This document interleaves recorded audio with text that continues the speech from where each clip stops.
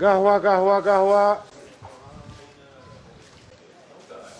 safarka subaxnimada hore ayaa bilowday iyada oo 10 kun oo Falastiiniyiin ah oo shaqaale ah ay u degdegayaan bar kontarool oo ku taala Israa'iil rasmi oo dhismaha ka shaqeeya ayaa waxa uu toosay 9 qof ayaa ku tiirsan.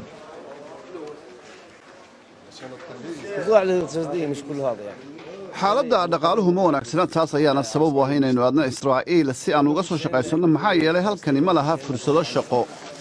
daanta galbeed dhaqaaluhu waa uu liitaa waxa uuna si aad ugu tiirsan yahay raggaasi. warqadda ogolaanshaha shaqada Israa'iil waxaa la bixiyaa marka si aad loo hubiyo ammaanka. laakiin halkan Tayyib Brewery waxa ay sheegeen ganacsigu in uu wanaagsanaan lahaa haddii aanay jirin xayiraadda Israa'iil. Madiina waxa ay gacan ka geysanaysaa inay maamusho shirkad qoyskani leeyahay waxana ay sheegtay haddii aan la helin qaran Falastiiniin ah oo ay Falastiiniintu leeyihiin inaanan waxba laga qaban karin baahidooda. maxaa yeelay Falastiiniyiintu waa dad wanaagsan, waa dad go'aan leh, waa dad aad u shaqeeyo, tacliin sare ayay leeyihiin. haddii fursadahooda loo madax banaaneeyo guulo ayay gaari lahaayeen. dalkan wuxuu noqon lahaa dal wanaagsan.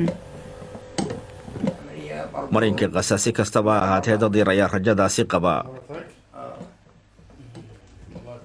xamdi waxa uu jiraa 33 sano oo kaliya qoyskiisu waxa ay hadda ku tiirsan yihiin gargaarka kaasoo ah $100 oo kaliya bishii. ma bitkafiish lacagahaasi kuma filna waxana uu sheegay in deynta uu isaga bixiyo. iyadoo ay dhibaatooyin dhaqaale ay halkan ka jiraan waa ay fududahay in la fahmo sababta aragtida lacageed ee Mareykanku ay u noqotay tallaabo saameyn leh. Israa'iil waxa ay diyaar u tahay inay qaadato dadaalka Washington ay ku riixayso heshiiskeeda dalka inta mudnaanta la siinayo ammaankeeda. taasina waxa ay u muuqataa mid aan laga gudbi karin. rasmi oo ay u dhowdahay inay u dhamaato 16 saacadood oo maalintii ah rajo kaliya ayuu leeyahay waxa uu doonayaa inuu guri dhisto gaari iyo farxad inuu ku noolaado.